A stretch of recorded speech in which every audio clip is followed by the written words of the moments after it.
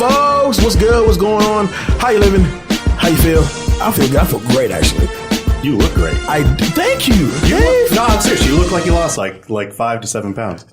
Did you hit the hospital again? No. I Knock on wood. I did cardio this time, and there you go. So plus it's hot, so essentially it comes up. Anyway, welcome. People, back to Classics, the cinematic movie podcast that takes you back to the iconic films of 20 years ago, right here on iHeartRadio, Spotify, and iTunes, the big three, as we call them around here. What's up? What's going on, brother? I'm Jay Alonzo. And I am David Danger Neff. I didn't even say my name. That's crazy. But I'm Jay Alonzo. You know I am. Shit.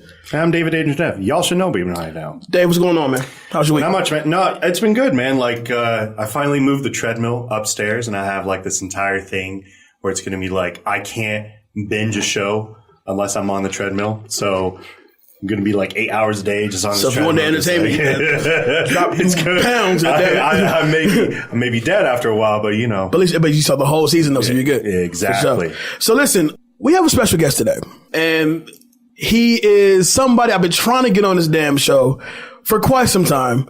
And I even kind of felt like he kind of went Hollywood on me for a second. That's right. You can defend yourself. It's all good. And I remember I shot him like, yo, hey, bro, what's happening? I want you to be on my show. Yeah, I'm down. We ain't talk for like a good month after that. It could have been my fault. I can honestly say it could have been my fault. Kind of was his fault but a little bit. The fact that he's here today, I am delighted. This is a man of many talents. Actor, musician. I known him way back. He's called himself Legal Lee. True. True. And bro, trust me, it's spelled. Look, hold on. Considering the rapper names I've heard nowadays, that ain't that bad. Nah, man. But always try to keep it positive. You know what I'm saying? It's spelt the way it sounds. Legal. That was like my good kid, Mad City, statement. Yeah. Ladies and gentlemen, city folks all around the world, make some noise for my guy, very good brother, uber talented, my man Leland Smith. What's going on, bro? Hey, big shout out to the underdogs. What's up, y'all? Thank you for having me. Absolutely, man. Glad to have you on, man. So where do we start? You know what I'm saying? Do we start back in the day? My man got started. I want to capture what you got going on right now, but we'll get to that in a second. Okay. We usually started in West Philadelphia, born and raised. Yeah. On the playground. Yeah. And we met back in the playground. Yeah, that's where we met. Yeah, absolutely. For sure. On the playground. Absolutely. For real. But where I spend most of my days. Let's start from way back. Let's start from we met in middle school. True. As 12, 13-year-olds, we used to fuck the city up, David. Yeah, for real. We at all the parties, bro. Yeah. I mean, all the parties. Had no curfew. 12 to 13 years old? Yeah. Little ass grown men. At the Suncoast Hotel, getting our coffee bowling on, and girlies everywhere. I was just there, actually, and I was with my little cousin, and I was telling him, like, yo, and I haven't been there in a long time, so, like, I was walking through just having, like, straight just memories. I'm talking about this cat. We used to... when we met, he told me he rapped. I said, cool. I act, and I do comedy, whatever. And so for some reason we clicked. But you was a new kid on campus. Yeah, you came in late. I did. You was a new kid. I did. That's right. I did. Yes. And I started out at Orr Middle School. That's right. We linked up at Johnson, and this became my man for the next school year. Yeah. But I remember one particular day in school. You had a battle with somebody. Okay. And when I tell you... Hold on. What year is this? Oh, this is 1999? Damn. 2000? So did 8 Mile come out yet? 8 Mile's not out yet. We've been doing this. We've been out here battling. We've been doing this. So in our situation, we're like the rapper and his hype man, if you will. Oh, okay. So hold on. Let me paint this picture. So were you the hype man? I was the hype man. You were Flavor Flav. I wouldn't go that far. I like that. Yeah. I wouldn't go that far. I would say Did you have the clock? Did you have the Viking helmet? I'm more so. You were tearing shit up, Jay. Nah, he was smooth. I was like, yo, first of all, my man, Legal Lee about to shut shit down real quick. What's going on? Anyway, you had this battle, and I remember we actually worked on your verse because we knew exactly who you were battling that day. We called you out. Doing research on them and shit. We knew exactly who you were battling. We had to ask around, though, so we didn't have Facebook to do the research. We had to ask a few people. It's been a while since I've gone to a rap battle. To be fair, the last rap battle I was in was just watching 8 Mile. That's the only rap battle I watched. Okay. Oh, I mean, all right. Well, that's really the only one you really need. Really, to be honest. I felt like I got my entire college degree of rap battles from that rap battle. Yeah. So my question is, Google was not around at this point. So how did you guys research who pretty much nosy girls who knew everything about everybody. And but I remember specifically, we worked on this first for like 2 days. Well, he worked on this first for like 2 days. I was kind of like, oh, that's tight. That's just cool. He trying to make it sound like he my ghostvriter and shit. You know what I'm saying? He know this shit. Almost like, glad you corrected you first. Hey, Julian, like, how they sound? That's kind of cool. Yeah. I like that. You know what I'm saying? Like, that's what get an ooh out of them. You know what I'm saying? Yeah. And so, bro, I'm literally like remembering this as you're talking. I'm telling you, like, and I totally forgot about this, but I'm literally remembering this in your house. You know what I'm saying? In your room, like at school, on the phone. Yeah, on the phone, on the calling phone. you up. Yeah, we worked on that verse on the house phone. Of course, we didn't have cell phones. No, we didn't. And of course, we was online at the time. Yeah, you know, one had to go, either the internet or the phone. So, and your mom not gonna let you top the phone. So shout out to AOL. These kids don't understand. Like, right. I know. This is where I feel old. Classics for this real. This is where I feel old. Like, bro, like, you mean like you don't remember the AOL disc? Like, no. Used to get in the mail. I was on 7. Bro, you get mad at the grocery store, bro, on the way out. Like AIM and Yahoo Messenger. Bro, Amy was an actual, like, hey, yo, just Amy. Yeah. Why give my number? Just Amy. You know what I'm saying? Like, cool. But anyway. You can find me. I'm XI. The stupidest damn screen names, right? Dog Lover 69. No, it'd be like 100. It'd be like 20 different numbers, like 1, 2, 5, 6, 7, 8, 12. I still remember mine, actually. Mine was hip hop at heart. Hip hop at heart 1. Mine was Spin Master Jules, because I was a DJ at the time. Dude, that's a horrible name. Spin Master. Shit. But anyway, going back to this battle. So who were we? I feel like we know the dude, but I can't think of his name for nothing. But man, he pulled up and he even went first, right? Because he was that confident he gonna smash Leland, right? And it was time for Leland to come out. You know, of course, girls who like this motherfucker, like, go Leland, you know. but he go through his verse, and in the parts you expect to get the ooze, like he got the ooze, right? It's the last part of the verse, and I never get this to this day, bro. That's crazy. I'm 30 years old, thinking about some shit when I was like 12. But I don't remember the actual bar. But it was, I'm a da-da-da-da-da-da-da, and I'm a bash him on the table because you ain't able to spit like I spit. Hey. He called me. Like DMX and shit. You wrote that. You wrote that. That's what I'm saying. You wrote that. And so I remember when he called me the night before and we went through that exact part. I was like, whoo, that's going to be the one who's like, oh, shit. And I told him what he had to do was he had to like, slap the table, slap the locker, slap something to really like get your point across. You know what I'm saying? Told me you slapped the dude. He slapped the locker. Oh man, I'm a bash on the table. Like, yeah, you know, bro. That's a fond memory of my childhood. Man, absolutely. That's brought on by this guy, right? Fond memory of your childhood. Absolutely. Absolutely. I mean, hey, hip hop is close to our hearts, man. It's part of the culture, you know. So, all right, so we're back with memory lane. Let's talk about present day. Yes, sir. No longer just a rapper named Legal Lee. Do you even go by Legal Lee anymore? No. You don't? What do you go by now? Only one Leland. That's the whole name? Yeah, that's the whole, it's just a phrase. But, you know, Leland, if you see me, you know, just Leland. But, yeah, only one Leland. I like doing your taxes as Mr. Smith or Leland Smith, you know, we can go proper at that point. I mean, at that point, when the government's involved, we got to go proper. They'd be like, legally, I have to audit you. Yeah. I mean...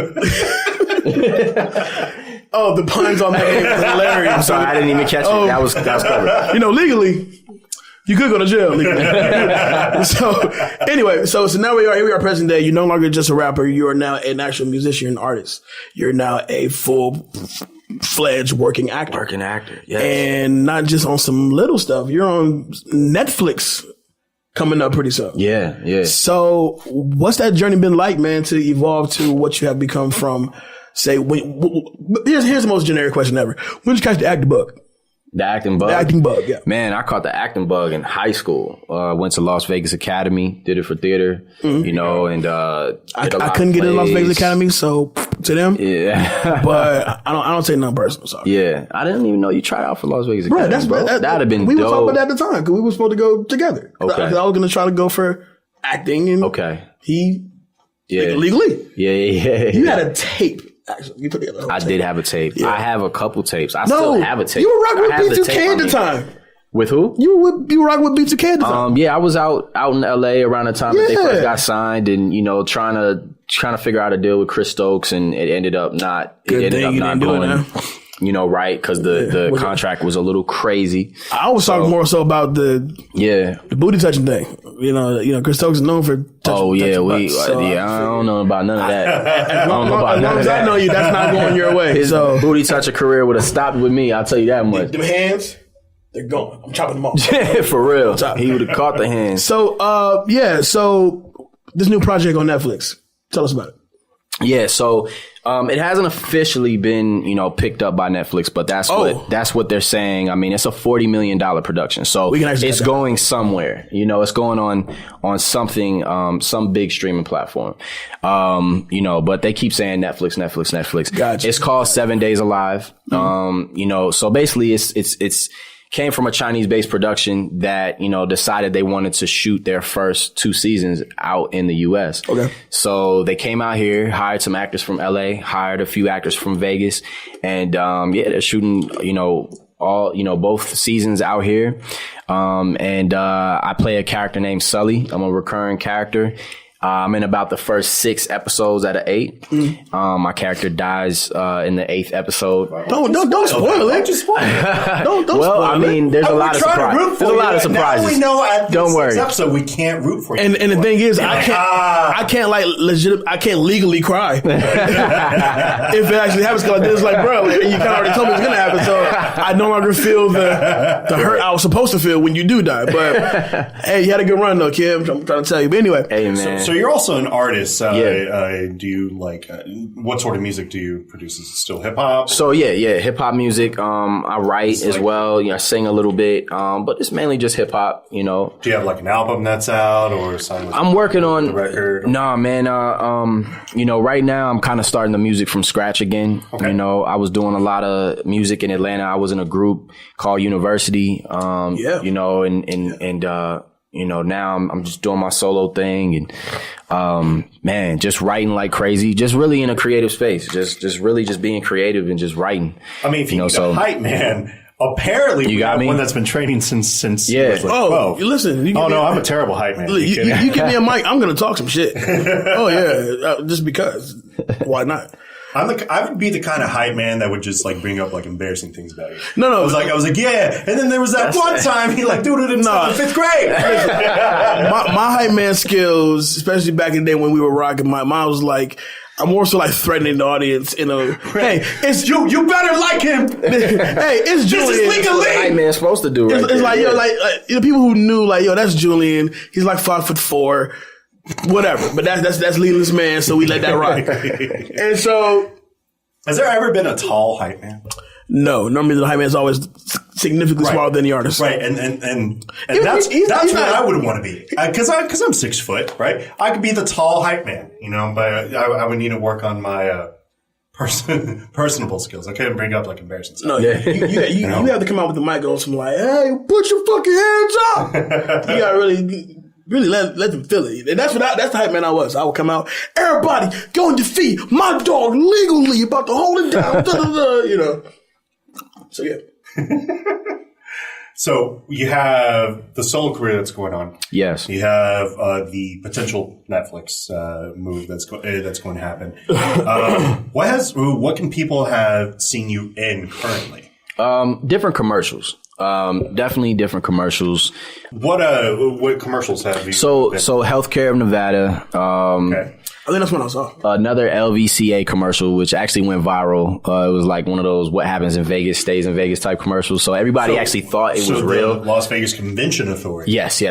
So they were promoting. Really awesome. Yeah, they were promoting Las Vegas. So it was actually a national commercial because they're obviously trying to get people from, you know, different places to come here. Obviously, you know how I don't see an issue with that. It doesn't take much convincing. So it's like we got strippers, right. we got gambling, Yeah. we can do it all. Most of all, we have cocaine. Come on out. So it was basically like it was set in an arena, and it was on our characters were like couples or people that weren't supposed to be there together and at this basketball game. So like they had us basically like kind of like flirting with each other, getting up all close to each other, and then once we see that the Jumbotron is on us, we get all scared because we're not supposed to be there together. Right. You know, so people would actually take clips from that commercial and like they put it on the internet. So many people actually thought it was real.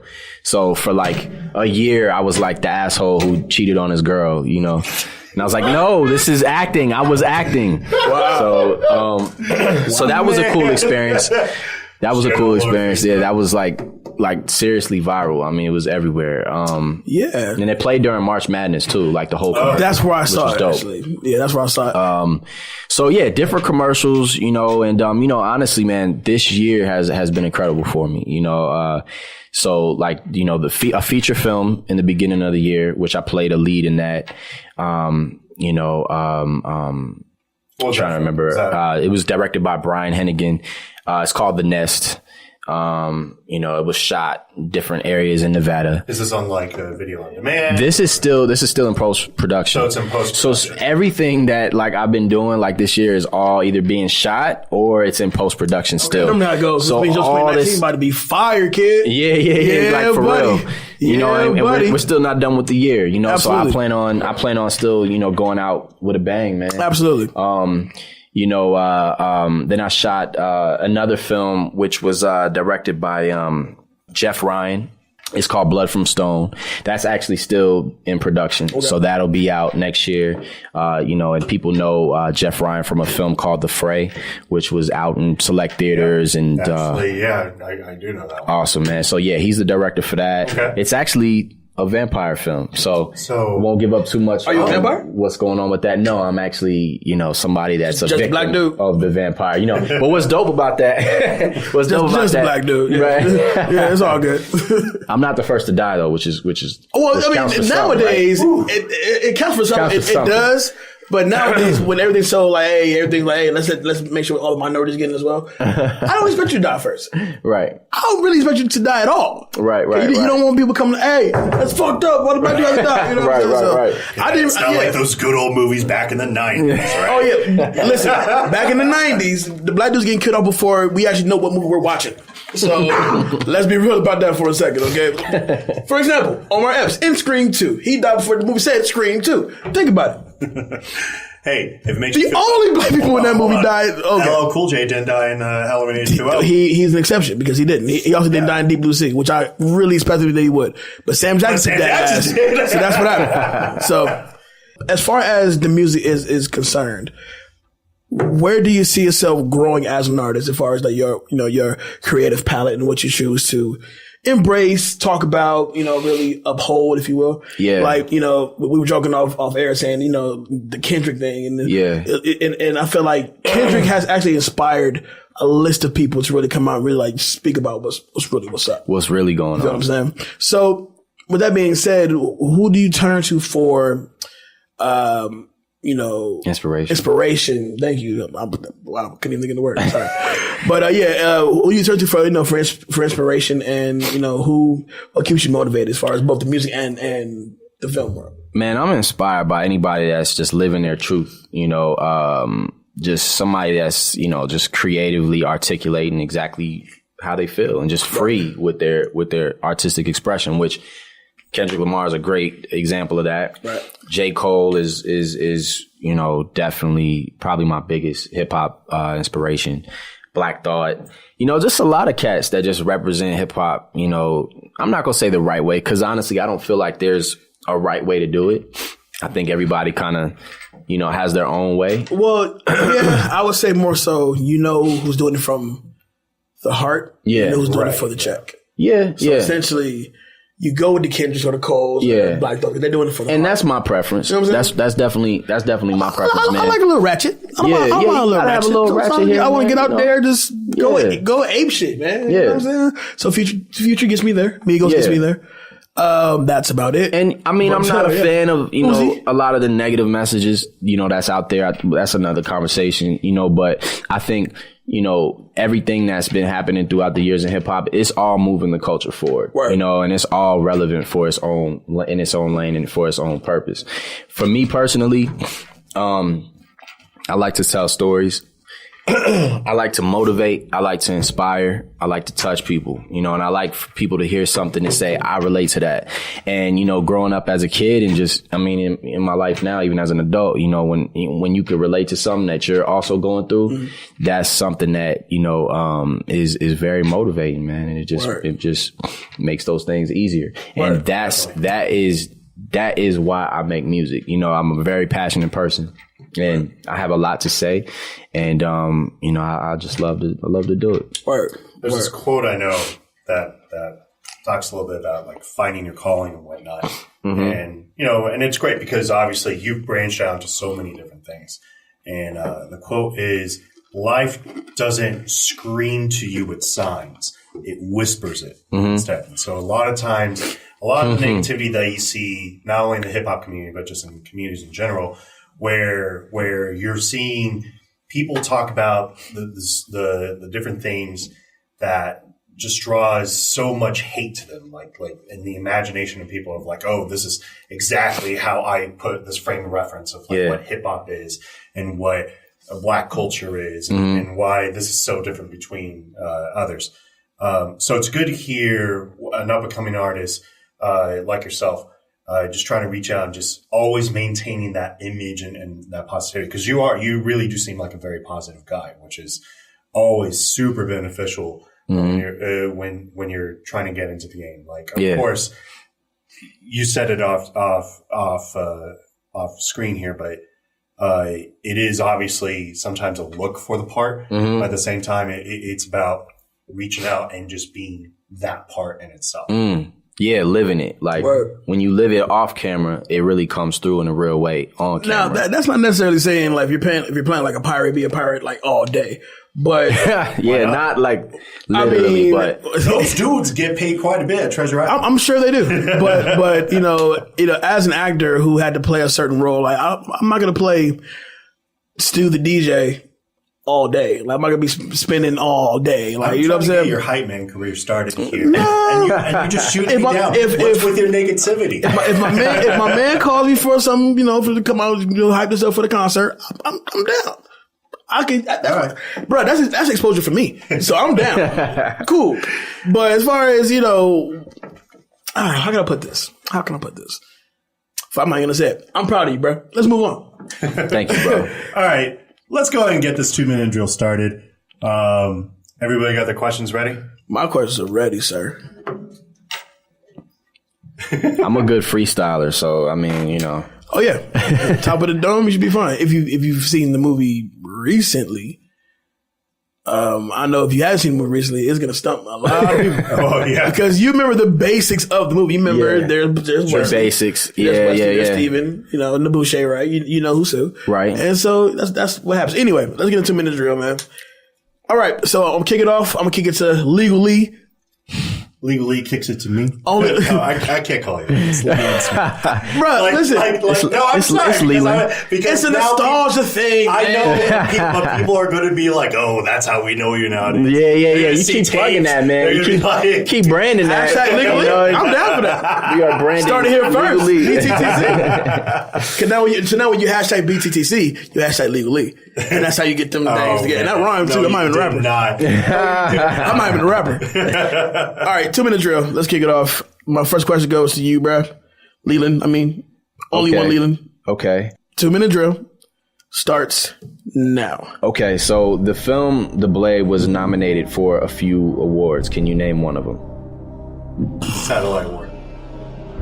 I'm going to say like MTV Movie Award. That's probably the closest to like realistic.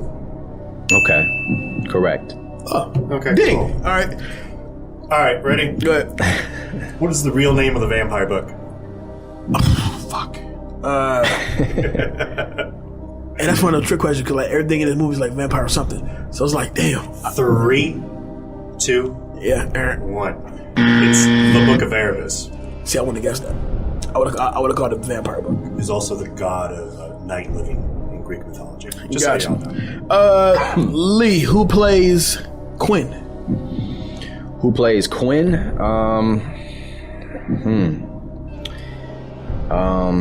3, 2. Oh Jesus! One. Wait, no. That's Donnell Lowe. Brother, Aaron already went off. the red X is already up. Long time ago. Anyway. All right, go ahead. Yeah, your question. Okay. Let me see. We got 41 seconds. 41 seconds to ask the question. No, 40, less than 2 minute drill. Oh God. First time on this. Okay. Okay. What was the name of the character that Chris Christopherson played? Abraham Whistler. Nice. Oh yeah, that was your question. Yeah, that's my question. Yeah, I got you. All right. Yeah. All right. Hit me. Here we go. Ready? What movie is playing on the TV when Krieger is killed? Oh, yeah. Whoa. That's a tough one right there. 3, 2, Serpico? 1. No. Mortal Kombat.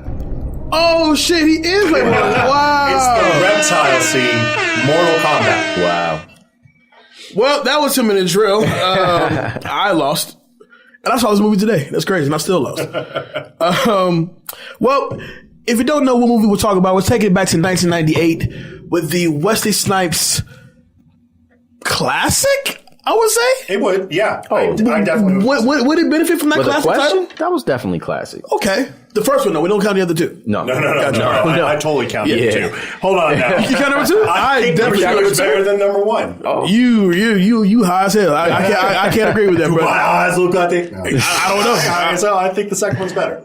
I know. We can all agree that 3 sucks, though, right? Yes. 3's I horrible. agree with that. Got you. All right. Well, Blade, ladies and gentlemen, we're taking it back to Blade. Yes. I cannot believe this movie's 20 years old. That's insane.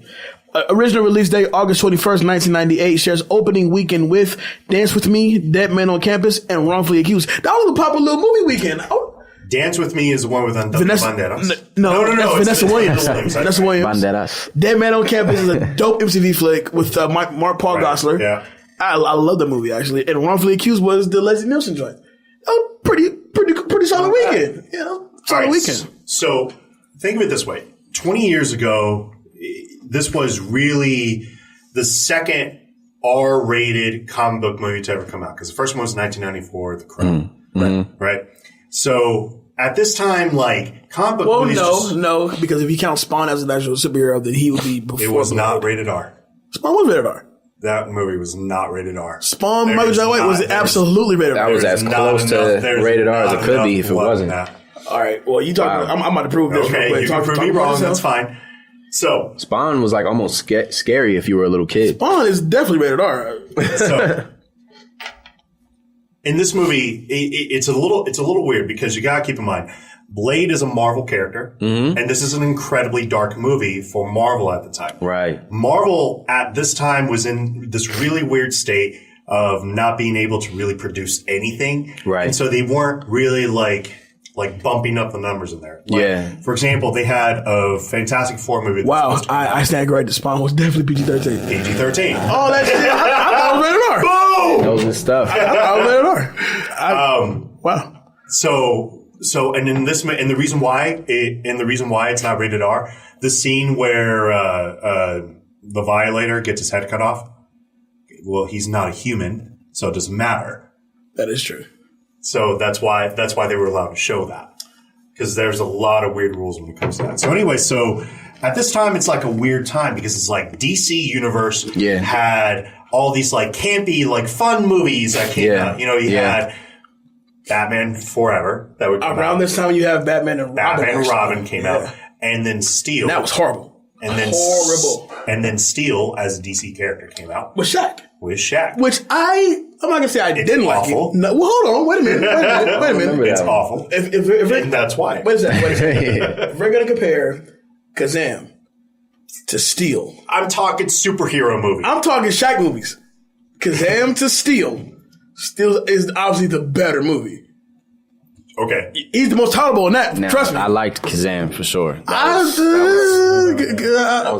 not rewatchable for 20 years later. I'll tell you that much. I'd rather watch a movie about Shaq Fu than I would watch it now, but back then it was the shit. If they were making Shaq Fu, I'd totally watch it. So with this movie, so keep in mind, so Marvel is super dark at this point, right? Because what would come afterwards? You had X-Men, you had X-Men 2 that would come out after Blade. After Blade, X-Men 2. Yep. You would have it wouldn't really get like a kids friendly Marvel movie until 2002 in Spider-Man. Yeah. All right. The Tobey Maguire Spider-Man. Yeah, the one with Tobey Maguire. Right. On the DC side of the operation, everything was a little bit more lighthearted because you had Batman Forever, you had Batman and Robin, you had Steel. But after Steel, like they just went nowhere until 2004 with Catwoman and then Constantine to follow in 2005. So it was like so it was kind of super dark for DC, which now looking back 20 years or super light until Constantine really started to get that darkness. Yeah. So 20 years later, they've actually flipped the scripts at this You want to talk about a bad movie? Constantine. I disagree. That's crazy. It's not good. It's not. I disagree. It's not good. I disagree. Well, real quick, the production budget on this movie is $45 million. The box office total came out to $131.2 million. This movie made cake. Yeah. It made bread. Yeah. And 54% on Rotten Tomatoes. That's about fair. Yeah, that is for Rotten Tomato standards. I say maybe 65. Yeah. Because that's not a hard argument for me. Right, but it has that lasting presence. So we're like, even if you're Sunday afternoon, you're around the crib, cleaning the crib, and Blade's on, you're going to watch Blade. Just because it's going to be edited to be damned, but you're going to watch Blade, though. You feel what I'm saying? So essentially, it's a movie that does stand the test of time. Like, it could, because when you rewatch it now, the movie, the parts that you find corny then are still corny now. Oh, no doubt. But it kind of gives you a bit more context to what they actually mean by it. But when I rewatched it, I'm like, yeah, it's just as corny as I thought it was 20 years ago. You know what I'm saying? But I still got genuine enjoyment out of it. This is around the time when Wesley Snipes is on his peak. Absolutely. Yeah. On his peak. And Definitely. there's no better character to play Blade than Wesley Snipes. It's one of the hardest things. He was obviously the only choice. There wasn't a lot of choice. Is there another black dude that knows karate or kung fu like Wesley Snipes? That's not like Denzel probably could have done.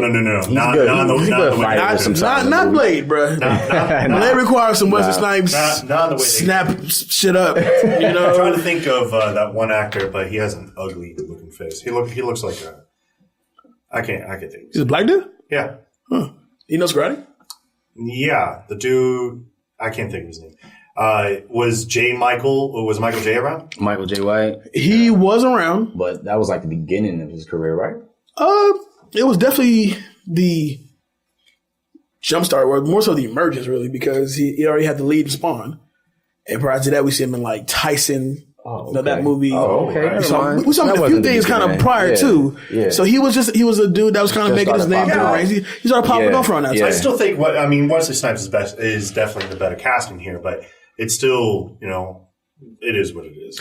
And credit to that movie. Like Marvel was about to be bankrupt. Like two years prior to this movie coming out. So Blade really kind of like came and just kind of saved Marvel in a sense. Well, they kind of had no choice. Like they needed a hit at some point. Yeah, and because they sold off so many of their properties at that time, and now it's still hurting them to this day.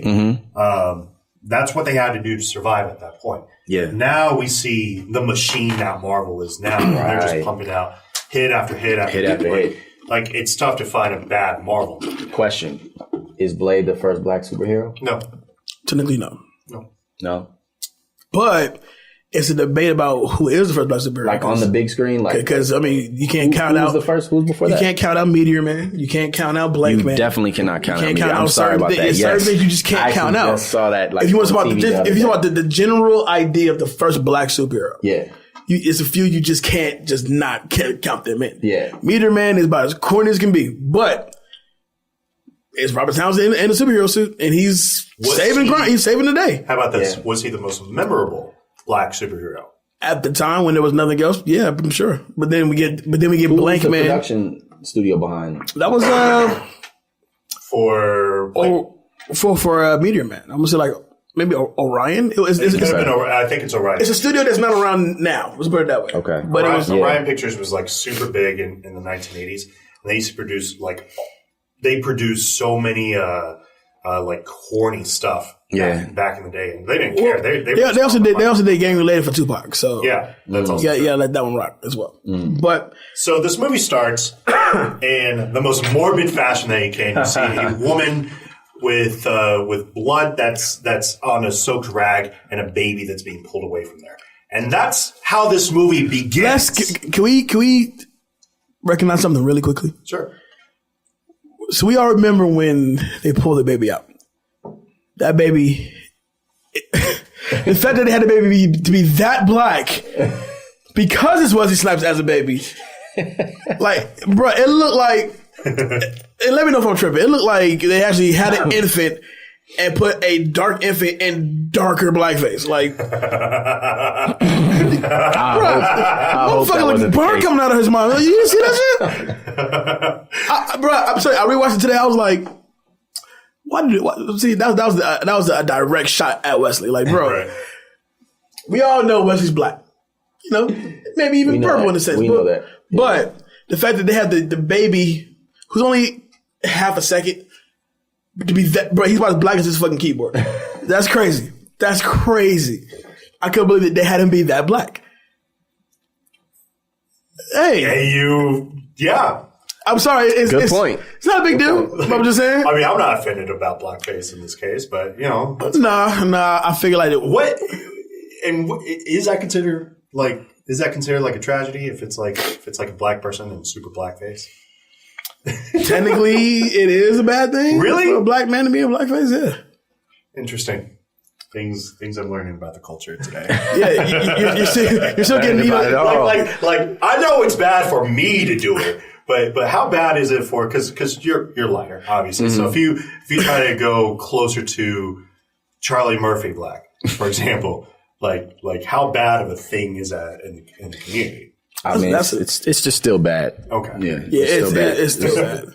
I think it's actually worse for Leland and his complexion because nigga, you light skinned and you doing that type of shit? Yeah. Nah. Cause you see it looks like I'm trying to portray a certain stereotype. You know, and then it also depends on like what you're doing. That's fair. Do you see how fast the world flipped on Drake when that shit happened with Drake? I mean, the people lost it. They're like, bro, what the fuck is this? Like, no, I'm sorry. What happened?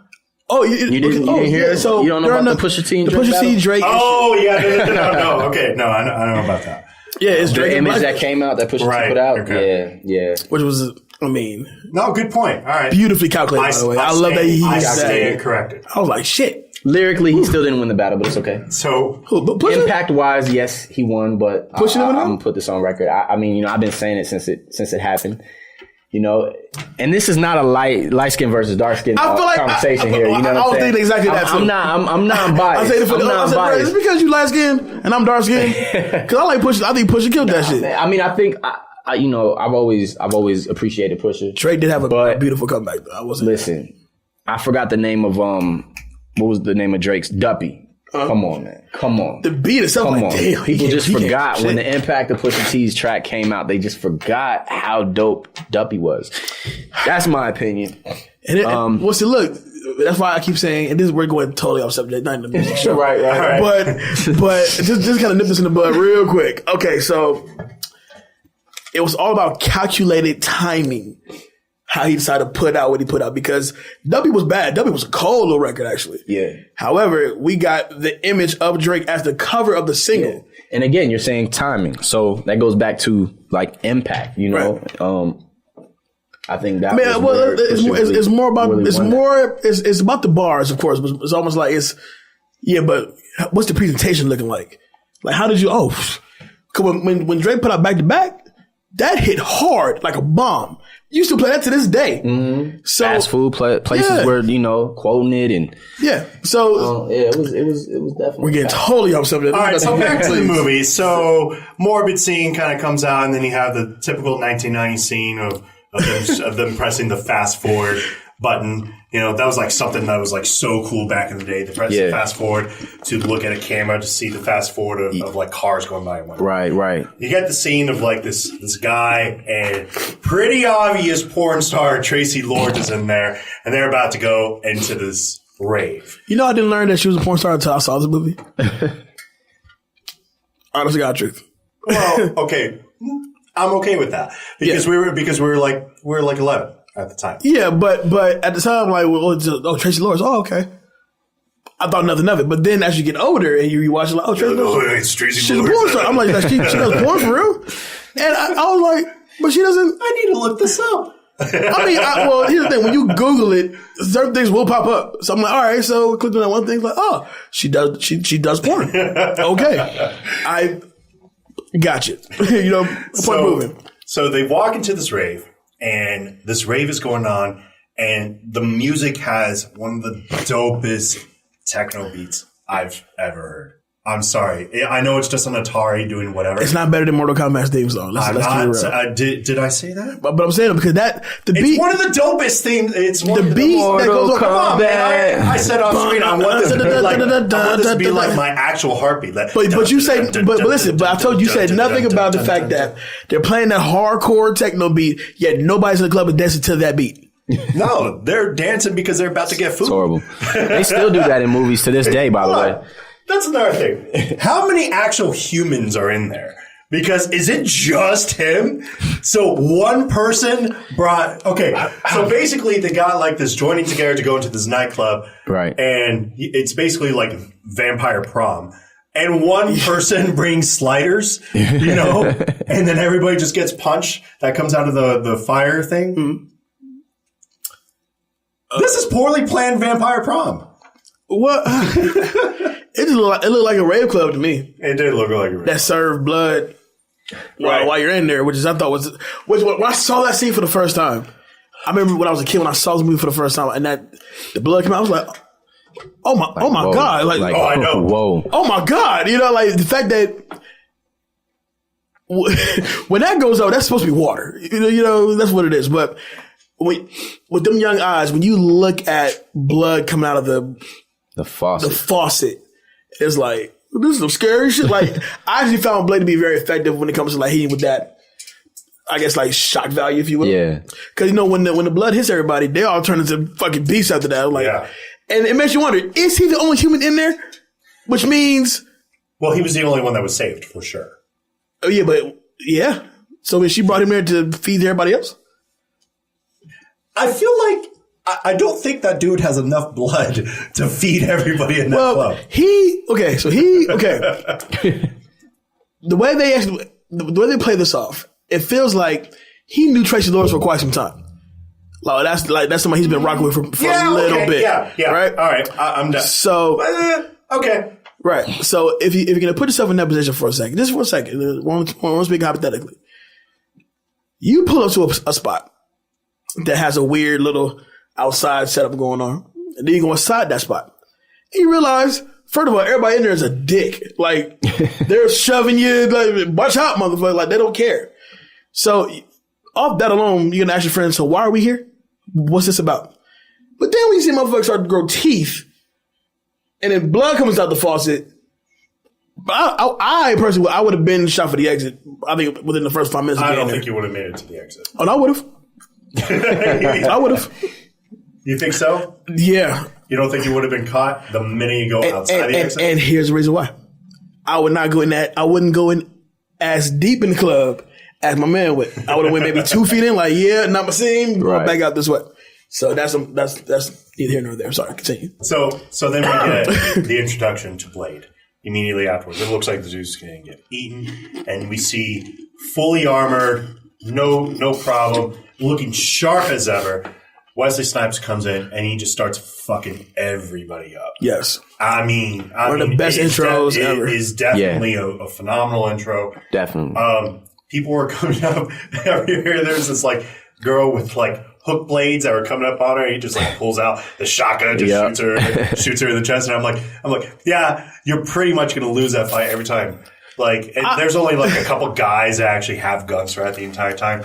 And everybody that gets shot, they're disappearing as well, going over and over and over through. He pulls out like this sick little like sickle boomerang. He kind of smiles and then he throws it and cuts off the heads of like 3 vampires. And it's also the same scene where Quinn gets his hand chopped off for the first time. Right. So Quinn, who winds up becoming Deacon Frost's left-hand man in this case. I get the pun. I like the pun. That's a good pun. I like that one. Big pun. So he gets shot twice into the chest, but I have to be fair because this is the one time that I was like, yeah, that felt out of place. He shoots him twice, and then he does like that baby meme fist pump where he's just like, yes. I was like, why'd you do it? No, it didn't take away too much out of the scene, but I was like, that was. Here's the thing. It doesn't take from that scene because it happens more than once in this movie. Let me explain why. Yes. So you get that yes, like I got the job done. Yes, cool. However, they still managed to have Blade still be a black man. He's still a black guy. He's still a black man because he has times where he gets out of that, talk like I'm Blade and motherfucker, have you lost your mind? It's like, whoa. Actually, yeah. I actually really. I thought you were like half vampire. I enjoyed those moments more than when he was just playing Blade. I wish it would have just been black man that is considered also vampire. Just kind of. He's also considered vampire. Right. Just kind of ruins everybody's life. I just thought like motherfucker, are you serious? No, the exact words was, motherfucker, have you lost your mind? And he does that in all 3 movies, by the way. He finds a way to kind of sneak being like hood Blade if he can. And then like, they'll kind of take the hood Blade lines, kind of edit them in there. Was there any black writers on the movie? I can tell David S. Goyer David S. Goyer is super white. Yeah. He is the writer of Batman vs. Superman and Suicide Squad. Okay. Mm-hmm. So it's track. So now I want you to think about that and appreciate Blade for what it is. Because it's like, this movie overall, it really isn't that bad. And it's actually aged really well. Yeah. Considering what we later would get 20 years later. Right. So Blade winds up setting Quinn on fire. And this is the one thing that kind of annoyed me a little bit. Like, he had multiple opportunities to kill Quinn. Right? Multiple opportunities. Like, dude, he had him set on fire. He could have stabbed him right there. Right? Yeah, but see, the thing is, Blade knows no matter what he hits, he's gonna heal from it. But so go ahead and let Deacon know I'm on that ass. Okay, so he had multiple opportunities to do this, but then Quinn would turn around and like wind up hurting somebody else in the process, wind up killing somebody else. As we get in the next scene, as we get introduced to Karen. And what winds up happening is we get this creepy white guy who apparently was the ex-boyfriend of Karen. And I'm like, really? Like, good for you, man. You're like an LA 4 and you scored like an LA 8. Like, good for you, man. You shot higher than you should have landed. Right. And made it. And totally made it. And apparently she was like, I do think about this, but then I just remember how much of an asshole you were. And it's like, and he's like trying to white guy himself a little bit, by being apologetic, because that's totally what white guys do. That's kind of what we do sometimes. We're just like, hey, listen, bro, I'm sorry. Like, nah, family, no, we can't do that. And by the way, this was a really pointless scene. Because it's like... It's a set-up character, but then it don't fucking matter. He dies anyway, right. So who cares? Why did I need his backstory when he dies right there? Because Quinn pops up. However... We'll talk about that later. You know where I'm going with this, right? I know where you're going with it. Okay, we'll talk about that when that scene comes up. I'm looking forward to it. He's wow. Okay. So Quinn pops up, and he straight up bites him, and then finds a way to chase down Karen... and bites her in the process, right? And, then Blade shows up again. So at this point, Blade's like one of those guys that like, he shows up at the very last minute before shit gets way too serious. He shows up just before it really is about to go down. He lets a couple casualties happen first. So he's not interested in eradicating vampires. He's interested in eradicating certain vampires. Yeah. So if you get eaten by a vampire because you're in that vampire's way, that's kind of on you. Right. Don't count on Blade to come and save you. Don't count on Blade to save you. Basically. So all right. So let me ask you this. Yeah. Just kind of bring it back for a second. What was the first time you seen Blade? Like the very first time you seen this movie? Man. What was that like? First time. I believe I was actually visiting my grandmother in New Jersey. Okay. I think that was the first time. Yeah. Okay. It was the first time I seen this kind of character, it was a little scary because we're dealing with vampires, and it was just also just interesting, really. Now, let me ask you this. Because, so how old were you? Would you say 13, 14, 15? No, when this came out, we're like 12, 13. And this came out in 98, right? It is 98, so we're 10. We're 10. We're about 10, 11 years old. Yeah, it's 10. So, don't be aging me. So hey, it's fine. We're 30 now. So everybody has like a certain quality of fear, and especially like in those early monster movies you get. Were you afraid of like vampires or werewolves or Frankenstein or anything like that? I wasn't as afraid of the vampires as I would like in watching like a different kind of scary movie. Right. Like I remember like Tales of the Crypt also came out around the same time. Yep. And that scared the shit out of me. Oh, and so there's no comparison. I mean, yeah. Love it. So or Tales from the Hood actually too. Oh, that's a little different kind of that's creepy. Yeah. It kind of Tales from the Hood always reminds you that black people could be creepy as fuck when they want to be. Yo, who was the dad? Real quick, who was the dad? Who's the dad in that movie? That man, David Alan Grier. That man is scary. No, there was another guy too. Another guy? Yeah, man. Not was he a black dad? Yeah, black dad. Because he's scary. The one thing that will always stick with me when it comes to Tales from the Hood, you have David Alan Grier as this, a bitch ass person as a father, and he beats his kids. So it's such a different vibe change for David Alan Grier because he's normally a funny guy. Yeah. So he played this abusive father. Oh yes, I thought that was just and he played it to because that's the one where the monsters coming from under the bed and all that and out the I thought that was like, wow, okay, this is cool. And then of course the standout scary shit in this movie, 100% is Clarence Williams III as the devil. He scared. That's who I was thinking about. I was thoroughly convinced at first, that Clarence Williams was the actual devil because when he morphed into the actual devil form, he fucked me up for days. Yeah, man. That's scary. Yeah. I mean, that movie fucked me up too. But yeah, back to Blade, so I wasn't as scared watching this, but it was more exciting. That was more the feeling that I got from this movie. I agree. Because at that time, like the 97 movies had come out and those were really impactful for me. Con Air, for example, was really impactful. Oh yeah. Yeah. So it's like, so in this sense, like there was no real scary moments in the movie. Right. It was just one of those things that just kind of came out. So Blade winds up rescuing Karen, right? Shoots at cops, which I thought was a little interesting. The fact he didn't really need to. Right. I was like, was that just something? I mean, that happened to have us in the crowd be like, yeah. Right. Yeah. I mean, they ain't do nothing to you, but fuck it, shoot at him. I don't care. And we get the introduction to Whistler. Right, because he takes it back to the hideout. And I've always felt like Whistler was kind of like racist. His whole demeanor was very like... Well, that's just how Chris Christopherson always comes off of. Okay, so it's not just me. No, I totally cool. I was like, there's a pretty mild to good chance that he's an actual racist. Yeah, like I feel like he's only nice to Wesley like during filming. Right. Seriously. And they kind of explain the whole vampire thing. And, and it's pretty typical vampire lore. The difference is that instead of being killed with things like, you still get killed by sunlight and you still get killed by stakes, but like holy crosses don't work. Crosses don't do nothing for you. Right. So So it's like they're trying to say, oh no, we're not your typical vampire movie.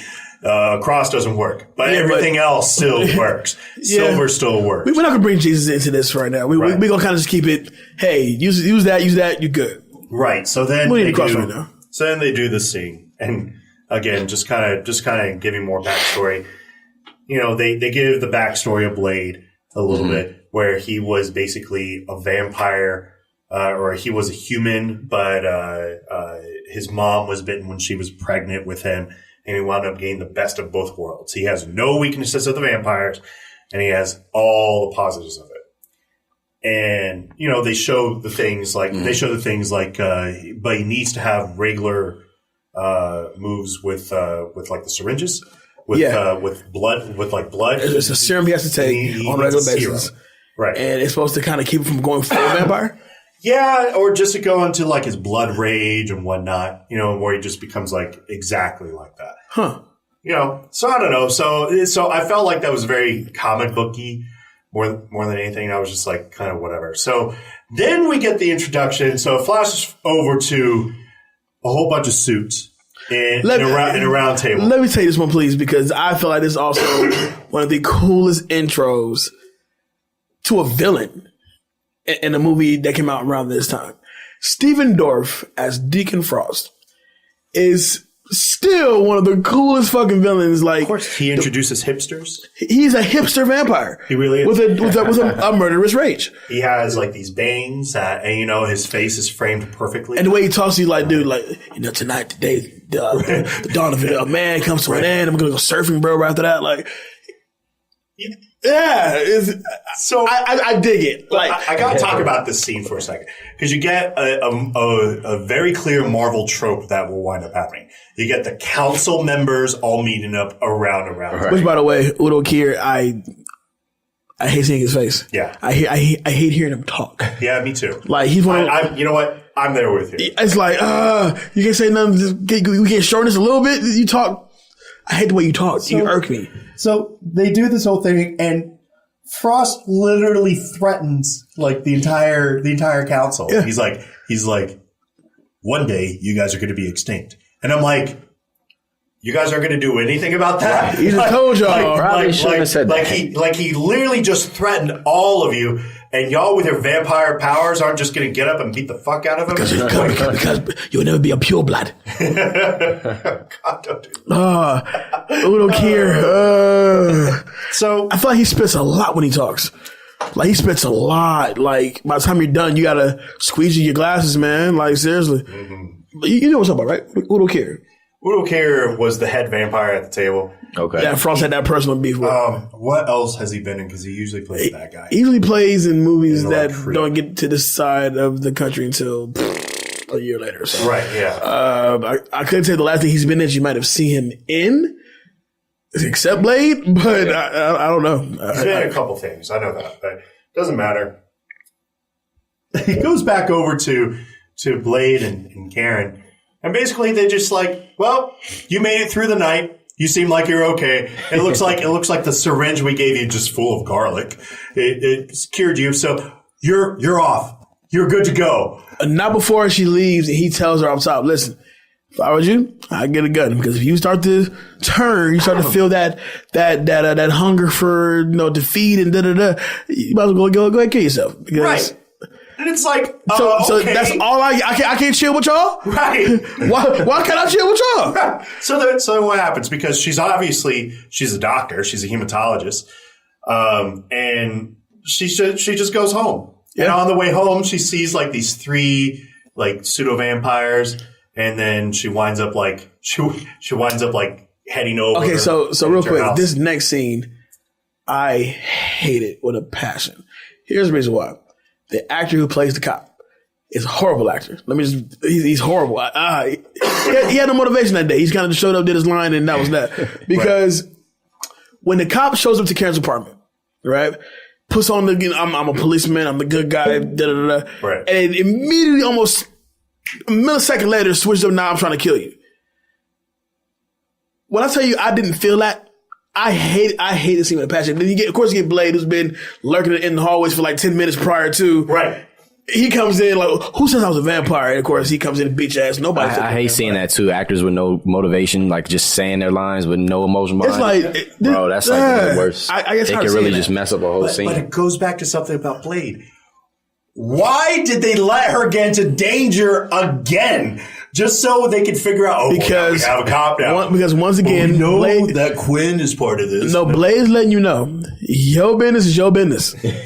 What I did for you, I made sure you were healed. I made sure you were ready to get back out there, get back in action. However, your business is your business. You know what I'm saying? We let you know that these vampires are everywhere. Keep an eye out. Keep your mouth shut, eyes open. You know what I'm saying? What city is this taking place in? I'm going to assume New York. Okay. Would you agree? Would you say it's New York? Like most other movies in the 90s. Yeah, right. Yeah. So then the very next thing that happens is Blade out in public, literally beating the shit out of this cop because he is a cop and his badge is out, slamming him into his police car. And you're telling me there's not one person that doesn't call another cop. And let's not mistake. No. I want to paint the scene fully. A black man with a sword. He said it. I thought you would. I'm gonna say it. With a sword in his back, is slamming a cop into the cop car, and you're telling me that no other white person's gonna go ahead and call. This is why Dave always has a seat at the barbecue. Because he keeps it real. He keeps it real. Yeah.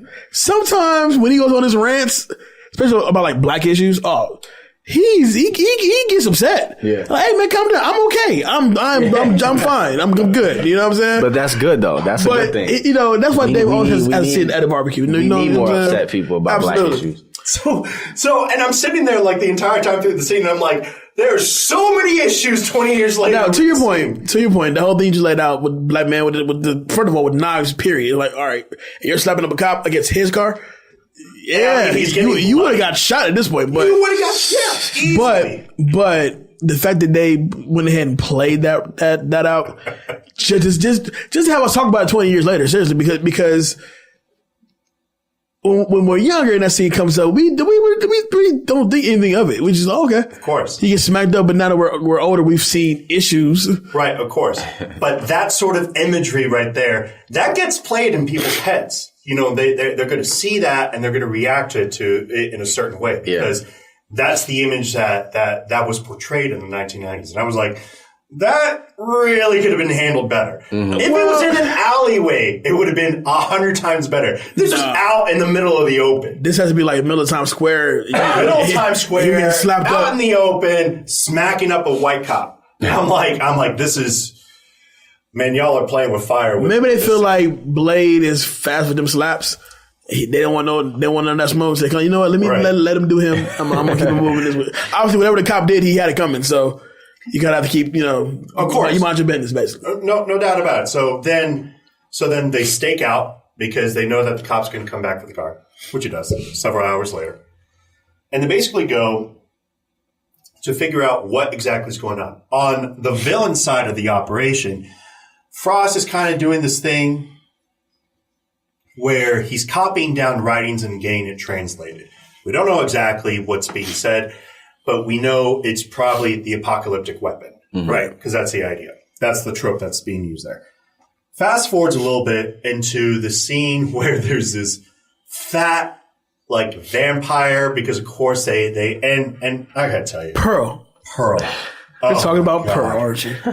Okay, so. First off, to give you an exact image of what this looks like, this room is maybe 8 by 8. Right. Pearl probably covers 7 of it. And I never understood the point of Pearl. Like, if she's a vampire, she doesn't. She's terrible at it. You don't feed because you there. You don't move. She's terrible at it.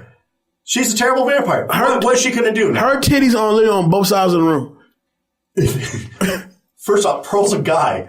Because we know that Pearl's a guy. Played by Eric Edwards. That's right. You're right. Sorry, take it back. Well, his titties are on both sides of the room. Like covering both exes, bro. Like, so. His titties were a tablecloth. a dinner tablecloth, a Thanksgiving. Now, a lot of that was prosthetic, right? Or not prosthetic. I hope so. Yeah. I hope the actor doesn't look like that.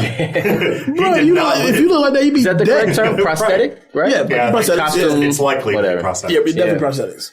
Of course, Mortal Kombat's playing on the TV that Pearl is watching. Just saying. Well, okay, so when Blade goes to see Pearl, y'all should really listen to our Mortal Kombat episode. You really should. It's a good one. So when Pearl gets cooked by Blade, it's not Blade. Well, it's Karen. It's Karen. She's getting the UV light. There you go. Yeah. So, do you ever had a thought like, what did that room smell like when Pearl was getting burnt up like that? I'm just like, what does somebody that size actually smell like if they're on fire? Like, so first off, you have to think of dry blood. Right? I'm thinking more like pork. Maybe like a hint of beef. I don't know. There's no way Pearl has never missed a meal. Like never. No. He has 9 meals a day, and he makes sure he fits in 10. Right. Got you. So they wind up like opening up the secret door. Pearl dies from all the UV exposure. It doesn't matter. Nobody cares. And we get the next fight scene that winds up happening. And you see these huge like paper tablets that are there, and it's discussing something called La Magra, right. Or we don't know what that means. In Spanish, that just means the thin one, just saying. Right. But wait, is that really what it means in Spanish? That's literally what it means. La Magra is the thin one. So what you're telling me is La Magra and Blade really means the thin one. The thin one, yeah. It is definitely, no, because blood in Spanish is sangre. So, yeah, no, it's not no blood God. No. And God in Spanish is Dios. It's why when Columbus came over and he named the Native Americans Indians, they were people of God, in Dios. Little history fact for you guys. Anyways, so we move on a little bit. The more you know, the more you learn. You know what I'm saying? So anyway, so we named them that. Considering this fight scene that kind of kicks your, and this is a kind of badass fight scene. A little bit less of Blade kind of chopping up people, and instead just kind of being more useful physical. With his, yeah, definitely more physical. Yeah. It winds up cutting off Quinn's other hand. Yep. After the first one grows back, and then they have that weird chase through the subway. Which, by the way, so the subway is connected to Pearl's headquarters, apparently. Right. Dope, I guess. Convenient. But he's dead at this point, isn't he? And it's like, yeah, but still, like his headquarters was just connected to the subway. Like, would you want to have a subway just connected to what you got going on? I mean, I would. I'd love to just go to work on a subway and then like job something. No, as far as you controlling the subway or no? No. The subway was just like connected to the building. Oh, Pearl lived in the spot where a subway wherever it was, so it was a little weird. Okay. And we get this really great sequence, CGI'd, of the longest train ever, and Blade decided to catch this train. Yeah. And, yeah, I liked it. What'd you think of it? Okay, so about that scene, number one, Quinn gets beat the fuck up yet again, right? But again, he's not killed. Go back and tell Frost, stop playing with me, boy. Like, I'm ready to get this fade going when you're ready. Like, I got fucking man up to get my point across. Like, I get it. But that scene, though it is quick, I also feel like serviceable. Yeah, I'll say that. Right. Because really, the whole point of it is to really fuck up Quinn again and let Quinn, make sure Quinn goes to tell Frost what you need him to go tell Frost. Right. And so it's serviceable. Yeah, I'll say that. It's serviceable. So the next scene that kind of follows is a little weird because they basically, this got really sloppy in my opinion. Like the writing. Oh, this whole movie is pretty much sloppy. There is some good writing in certain parts. Oh yeah, I'll say that. But as far as like certain cuts, certain positioning of certain people is like, this makes no sense to me. So here's what winds up happening. Like, they go back to the headquarters, right? And the first thing that happens is like, Karen is progressing worse, right? Okay, so whatever. She's progressing worse at this point.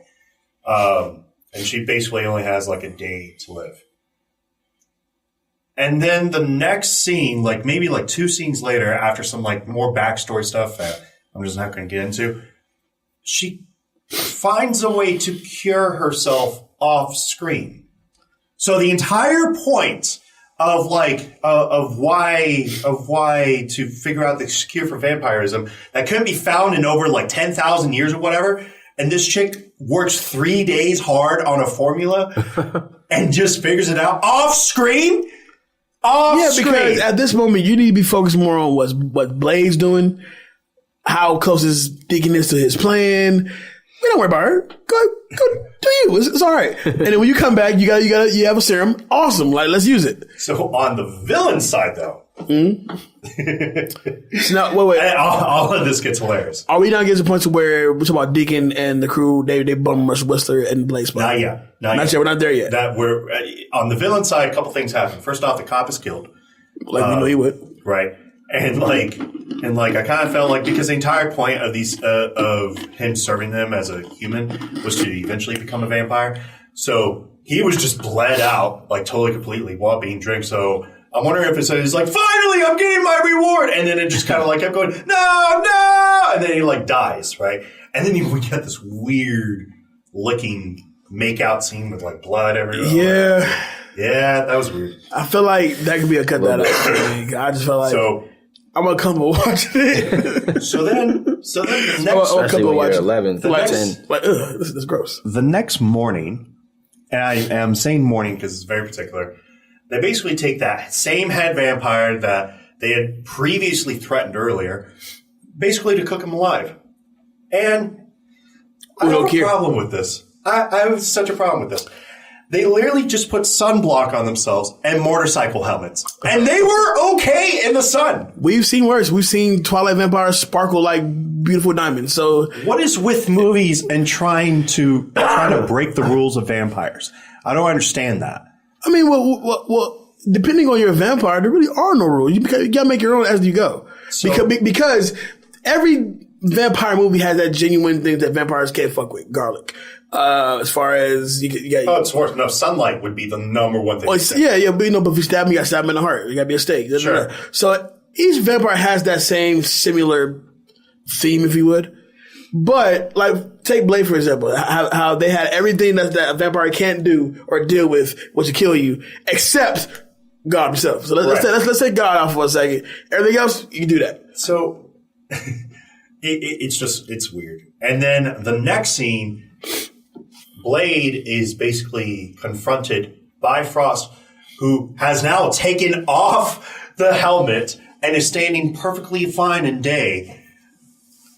Don't forget. Sunblock. Dude, what? SP-100? Wait, first of all, Blade called him out saying, your mascara's running. So you already called him out on it. We knew that's what happened. The other thing is that there's a little girl that's there. This little Asian girl that's just there.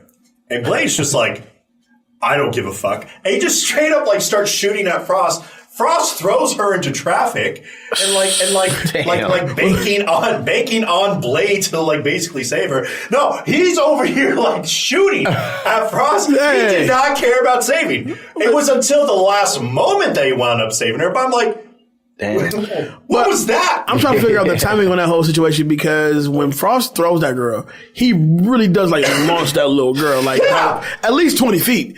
So he footballed her straight up. So how do you get from getting that Frost to damn near leaping a good 100 yards, like 10 yards or so to get this little girl before she has to get hit by traffic? The time slowed down. And it's lazy writing. Immediately it becomes lazy writing, bro. Like, it's so bad. You gave it no love. It's fine though. So it has a great ending. That's why. All right. So now we're at the scene where off screen again, because I've done this twice. Frost has figured out where Blade's headquarters is at, and they go to basically bum rush. Came through for the smoke, and we're supposed to be feeling sad because we lose Whistler in this scene.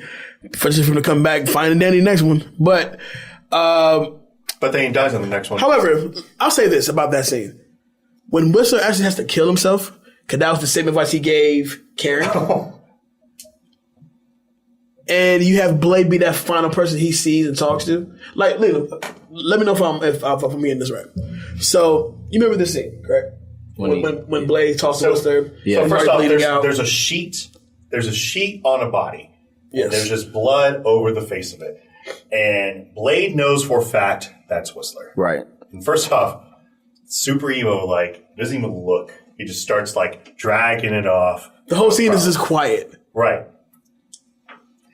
There could have been some emotion. There was no emotion. I feel as if because Blade is such a stoic, really man of very few words kind of a character. This was the guy that has raised you since you were 13. But still, I'm Blade. No. This was the guy who raised you since you were 13. Well, plus he's not all human.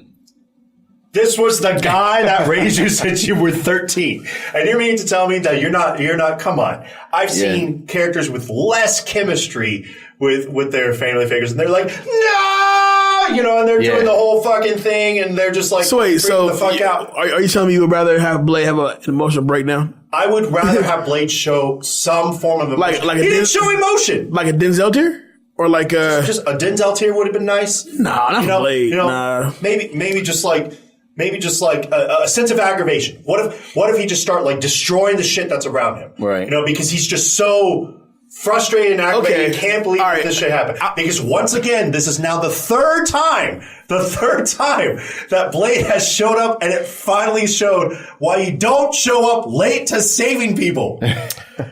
Okay, I'm gonna challenge you on this whole emotion thing, because actually, and this is the reason why I feel that like this scene was it worked as far as the emotion is concerned, because actually they have a nice little dialogue between the two, right? While they're having this dialogue, Blade is actually wiping the blood off of Whistler.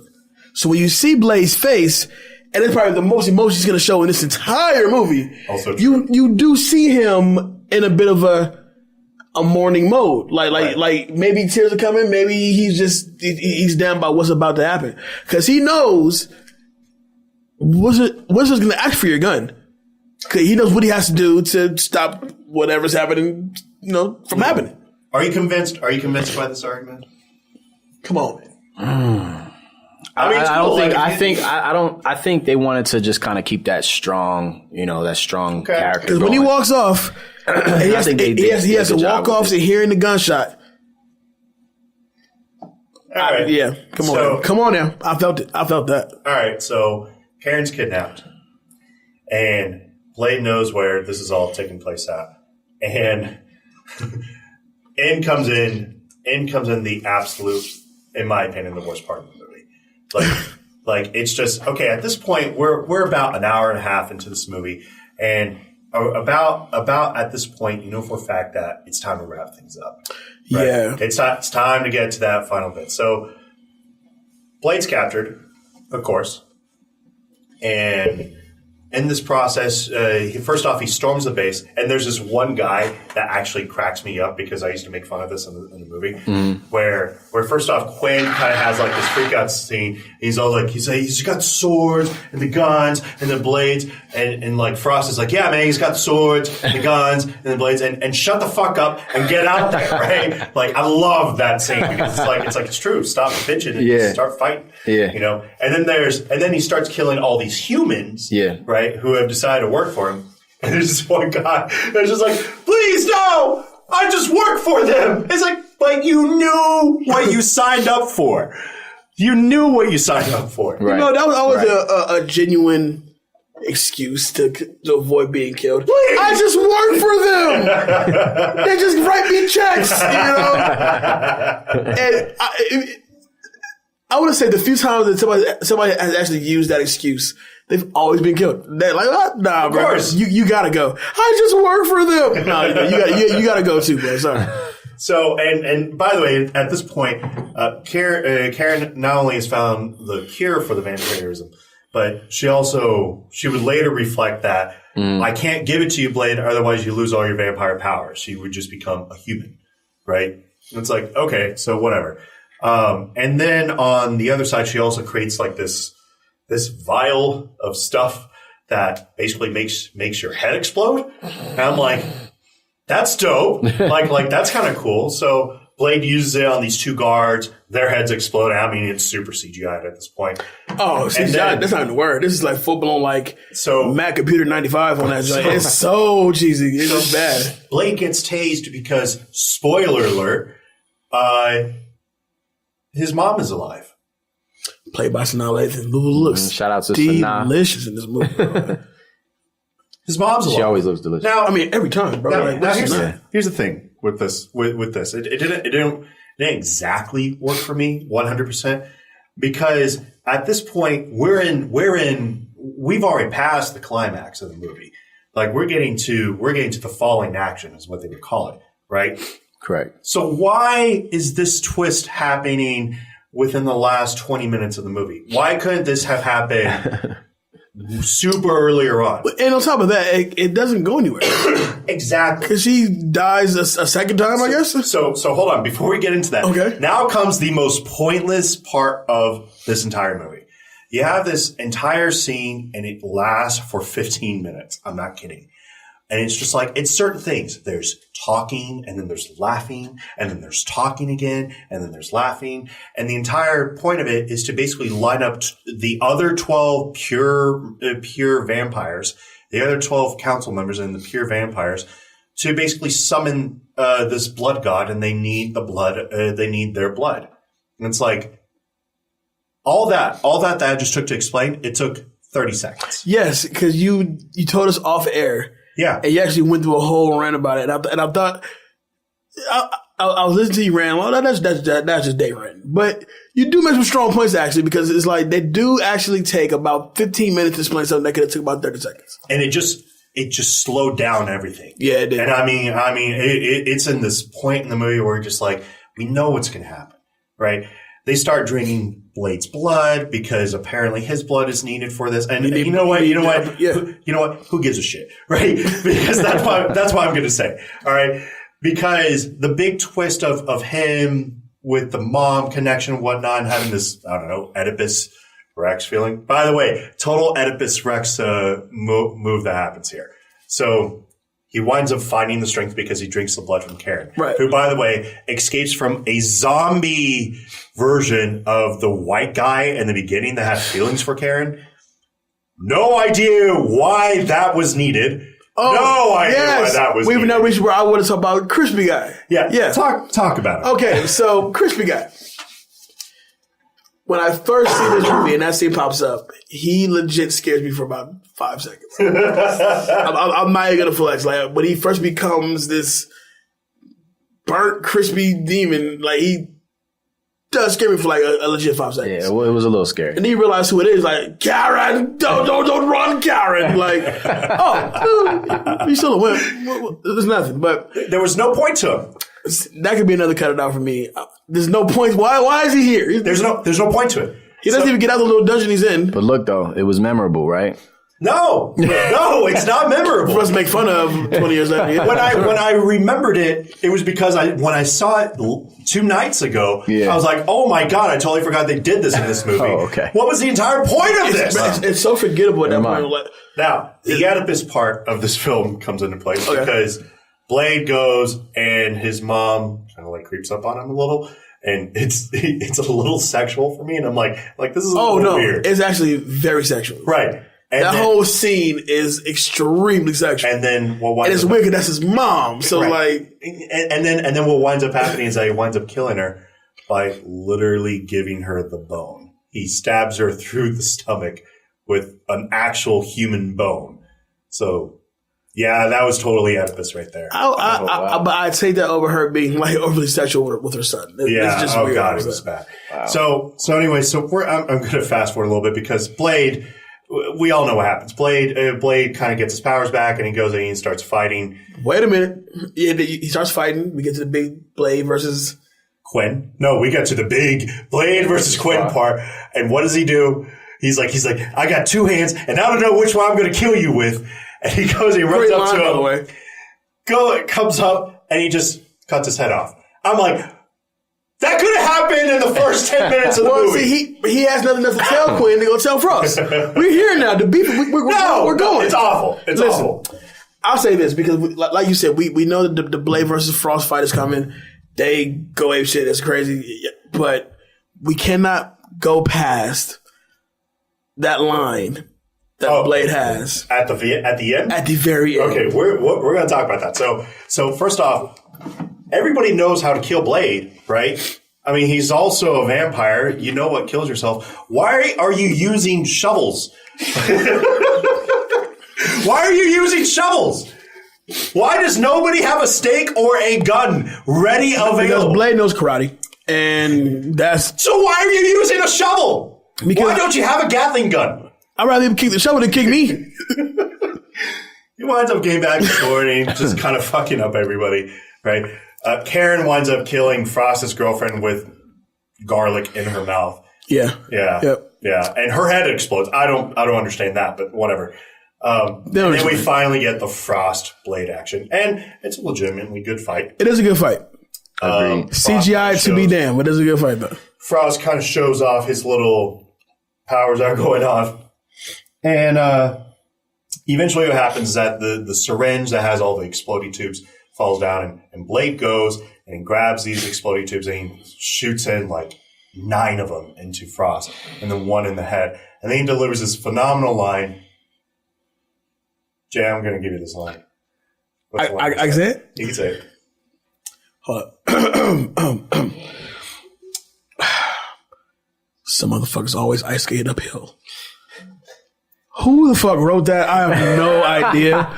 But it felt so random. It felt so random. Yeah, I guess it kind of seemed right to say it. It felt so random. But I felt like he could have said other things. I felt like he could have said, he could have said, switching to Geico could save you millions. No, like, and it still would have had the same impact. I don't think he would be that direct. It's more like, to this day, I still don't know. Some motherfuckers always want to ice skate uphill. What does that mean? What does that mean? Nobody wants to go up Schitt's Creek without a paddle. Yeah, like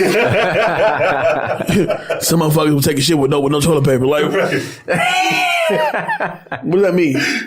It was so weird. I'm like, and I get it. I know what the line is trying to represent. It's basically saying you can't skate your way to the top. That is literally what it's supposed to be. It's Blade's gotcha suckers. That's his gotcha suckers line. I wish he would have just said gotcha sucker then. No, I'd be done with the movie. Trying to always ice skate uphill. What? Get the fuck out of here. All right. He said to think about it basically. Like, look, some motherfuckers all try to ice skate uphill. You can't ice skate uphill. You can't skate your way to the top. That's the exact same line. You can't skate your way to the top. Take out ice out of there. It's just a bad line. It's a bad line. I want to know, how did Wesley feel when he read the script, got to that line, and was like, yo, that's golden. Oh, and he had to sell it too. He had to sell it. Framed him and everything, and I'm like, woo. And the frame was slowly moving towards him, and he got his chin up high, chest poked out. Some motherfuckers always trying to ice skate up here. Cuts, loved it. Like, what does it mean? I don't know. Takeaways. So then what happens next? You figure it's supposed to be like a typical 90s movie, right? The guy and girl are supposed to get together, right? Nope. They climb up the ladder and they kind of say they have more work to do. And then they just kind of go off their separate ways. Yeah. I'm like, you know what? I didn't want to see a romance between Karen and Blade. But I appreciated that because you see that all the time. Yeah. It's like 2 characters who have no chemistry whatsoever. You can tell they don't like each other from jump, so why even try to force that romance? Right. You know what I'm saying? I'm like, you know what? All right. I'm cool with that. That was a good decision on their part. Have it be a part of the team, not trying to, just get down with Blade. And then, of course, that's what I was saying. Blade's in Russia. I don't know why. And winds up killing another vampire through like a cool shot and whatever. And then that's Blade. That is Blade. Overall opinions of this movie, the movie does... You know what? It ages well. It does age well. It does age well. However, like many movies that came out around this time, or even earlier than that, when you watch it as a kid, you don't pick up on certain things, but you rewatch it as an adult, you're like, now I get that. Right. And that's fucking stupid. Yeah. Why would you put that in there? But I feel as if, there have been talks of a Marvel reboot to Blade. Right. A couple things have happened with Blade. Things have happened. They had the animated series. Yep. The Sticky Fingers show. Right, the Sticky Fingers show. They also which nobody watched. They also had 2 sequels that came out. And I want to really quick talk about the alternate ending. Did you watch the alternate ending? I didn't know there even wasn't going to say that. I'm sorry. Me neither. So we've talked about earlier how they're doing the Spider-Man verse now. Right. Right. Well, in the alternate ending of this, now remember, this is still a Marvel movie. In the alternate ending, they're on the rooftop and, they're discussing whatever before they separate their ways. And Karen goes, oh yeah, there's more work to do. Who's that vampire at the top over there? And it's Morbius. She's so direct with it too. Yeah. Well, not who's that cat right there. Yeah. Who's that vampire right there? Right. But it's Morbius from the Spider-Man universe, right? And now we're actually getting a Morbius movie that is coming through. So it's one of those things that's like, it's a little interesting now, because it's like they really could have. The idea of it was if they were going to go with that ending, Blade 2 would have been centered around Morbius being the villain against Blade, which definitely would have been very interesting because Morbius is really like an anti-hero more than anything. But yeah. I thought that was a little interesting for them to actually pull off. So let me ask my man Leland. So they came to you today. So we'll give you $10 million. Get you the best trainers in the business. We want you to play Blade. Oh, 100%. You doing it? 100%. Shit, I do it. Doing fighting and action and stuff like that is definitely one of my goals that I'm aiming at. So having the trainer, the whole nine, getting my skills together, all that, I would love to. Yeah. All right. I kind of see where he's going with this. I feel like he wants to beat people up and look at the camera like, yeah, I did that. Remember, this is legally. Hey man, hey. After doing some action, some action in the current stuff that I've been working on. Right. Like, man, I love it. Feels good to knock somebody out and realize you didn't really knock him out, but let's get to takeaways. Takeaways it is, people. Lena, we're going to start with you. Who is going to get your That Guy award? That guy. Well, it's kind of probably the obvious. I'm just going to say Blade. Why? Man, just because. I mean, he's one of the first of his kind in terms of a black superhero. His coolness, you know what I mean? His little wittiness and stuff on the side. Just his character was so different, and yeah, just loved it. All right. Who's getting that girl award? Sanaa Lathan. Sanaa Lathan. Yeah. Okay. Gotta give it to her. Mm-hmm. Gotta give it to her. Mm-hmm. All right. How about that fool award? The crispy dude at the end. The boyfriend. Karen! Yeah. Karen! Cut that out. It's a scene in the movie that you just did not care for. The crispy boyfriend, maybe? He goes, there's so many. Where do I start? Yeah, probably that one. Probably that one. And then do you have an iconic scene? Iconic scene. Say the fight scene at the end. Yeah? The fight scene, yeah. Fight scene at the very end. All right. So let me ask you, Dave, Danger, ahead. Who's going to get That Guy award? All right, so That Guy award's going to go to Blade. Blade is obviously the protagonist. He's kind of the big head honcho of this. And it's important to have a strong character. And let's face it, they were able to build a trilogy out of him. Wesley Snipes fits the role like a glove. And great action sequences. I wish there was a little bit more emotion, but overall, you want this emotion, man. Like, what? Wesley got to be. The baby was born like a piece of charcoal, bro. Who? You got to be stoic nowadays, man. You be born that black, seriously. But anyway, yeah. Who's getting? What we on? We're on your that girl. Your That Chick award. Who's getting that? It's gonna go to Karen. Yeah, she. Karen. Besides the fact that she just kind of gets thrust into this situation, she figures out she cures a disease that was 10,000 years in the making, basically, and she did it in 3 days. Yeah, that's dope. Black girls rock. All right, yeah. Black girls rock. Yeah, they do. They do. Yeah, it's on BET soon. You watch it. But what about this full award? Yeah, there's a couple of them. But if I really had to choose one, I'm gonna say The Cop more than anything. Oh yeah, yeah. Just I don't mind the Karen zombie. I don't mind. I didn't care for him, but But the cop was just like, he's a bad actor, and it was just whatever. I thought about giving it to Quinn, but at the end of the game, there was a part of me that was happy that Quinn kind of stuck it out. Yeah, because Quinn, he gets the message to Frost, and then, you got to keep him around. He has that one funny line. Yes. I cut that out. Yeah, that entire 15-minute scene where it just like bogged down the movie, you literally could have cut out. First off, with respect to Sanaa Lathan, like there was no point to having the mom alive at this point.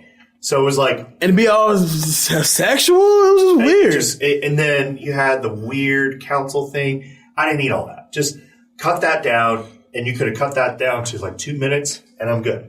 Okay. And iconic scene. Iconic scene is going to be the first fight scene.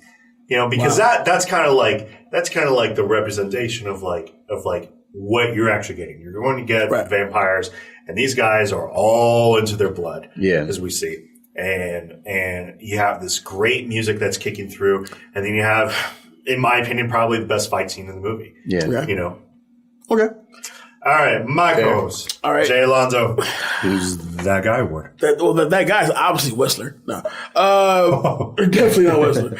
I had a hard time really trying to balance between if I want to give it to Blade, who should be the obvious choice, or I would give it to Frost. And the reason why is because I would give it to Frost is that he only really got hyped when it was time for him to get hyped. Right. He's a very calm, monotone, charismatic as fuck, very chill bad guy until you give it to that point.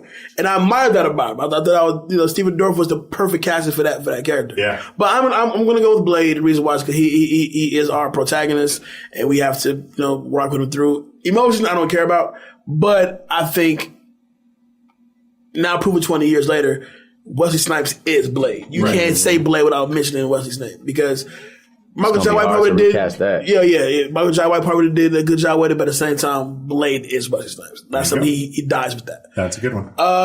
That Girl Award. Oh man, really. I want to give it to Karen, but oh man, don't tell me you're giving it to the mom. I would give it to Tracy Lords actually because she made the whole porn thing fly without people really even noticing she was even there. Okay, but no, I'll give it to Karen because I'll see the reason I give it to Karen, and this is I think is one of the best reasons ever. Is that she does not appear as a victim. Yeah. She's willing to fight. Yeah. You feel what I'm saying? Yeah, I appreciate that. It recreates that notion of like, all right, so fucked up shit happened to you. As a black woman, by the way. So shit happened to you, but you still feel the need to fight. That's why we didn't need the romance between her and Blade. Nah, we got shit to do. Let's go. I rock with that. So yeah, Karen does give my That Chick Award. That full award. Goes Udo Kier. Yes. Anything he's in bothers me. So, I feel as if he had the power to take out Frost right then and there. He just didn't do it. And I feel like the whole councilman was pussy. And Ace Ventura. That's where he's from. Yeah. He plays Jonathan, who all right, when Ace is like exploring out the mansion and whatnot. He's the owner of the mansion when he acquired it. Oh, okay. He has one of them faces where you catch him as the Russian bad guy and something to dress me. Yeah. But anyway, so yeah, that's definitely my this full award. We're going to cut that out. I'm gonna go with the burning of Udo Kier and that whole let's have our mascara on, so therefore we can't get flooded by the sun, and then these super ultraviolet helmets that can protect you from anything.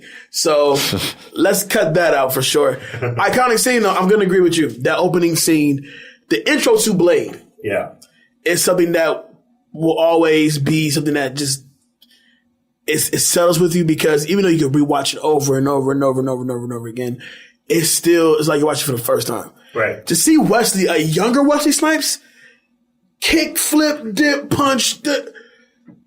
Especially, I don't know if he can do it now, but I know back in them days, he was killing it. I mean, killing it, and not just in Blade, Passion 57, the Drop Zone, like all those Wesley quieter hits. Especially if you think about it, like the earlier film that we reviewed. He was Demolition Man when he's the bad guy. Oh no, he was amazing. 100%. Demolition Man. He's like my favorite character, and he's so stupid.